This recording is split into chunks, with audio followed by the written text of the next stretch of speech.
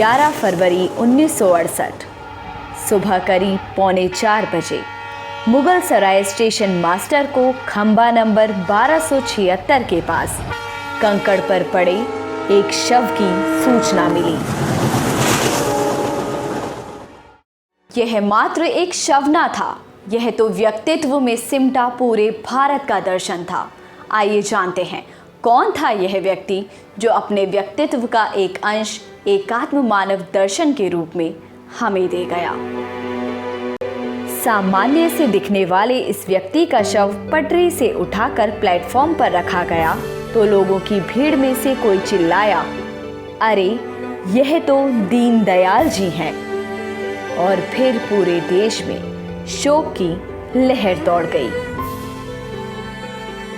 दीनदयाल जी की मृत्यु कैसे हुई, यह आज भी एक रहस्य ही है।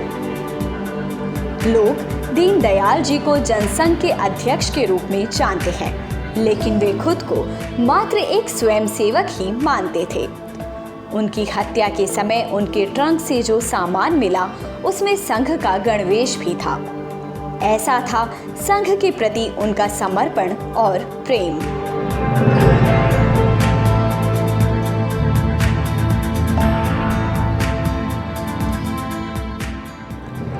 दीनदयाल जी ने एकात्म मानव दर्शन से समाज के अंतिम व्यक्ति तक के उत्थान का मार्ग दिखाया और जनसंघ के लिए अनवरत कार्य किया। आज हम देखेंगे दीनदयाल जी का पत्रकार रूप। दीनदयाल जी के सामने चुनौती थी राष्ट्र के पुनर्निर्माण की। वे जानते थे नए भारत के निर्माण के लिए पत्रकारिता के माध्यम से अपने विचारों को लोगों तक पहुंचाना होगा। जिस समय दीनदयाल जी ने पत्रकारिता में प्रवेश किया तब पत्रकारिता एक मिशन हुआ करती थी। पत्रकारिता में राष्ट्रीयता को स्थान नहीं दिया जाता था। उन्होंने पत्रकारिता में भारतीय धारा का प्रवाह किया। 1947 में राष्ट्रधर्म के प्रकाशन की स्थापना हुई। उन्होंने राष्ट्रधर्म और पांचजन्य का प्रकाशन किया। पांचजन्य का पहला अंक 14 जनवरी 1948 की मकर संक्रांति को निकला। इन समाचार पत्रों में वे राष्ट्रीय विचारों के प्रहरी के रूप में कार्य करते रहे। पंडित जी ने दैनिक स्वदेश के संपादन कार्य में भी सहयोग दिया। प्रकाशन के प्रबंध निदेशक नानाजी देशमुख थे। संपादन कार्य अटल जी और के.आर. मलकानी आदि ने संभाला।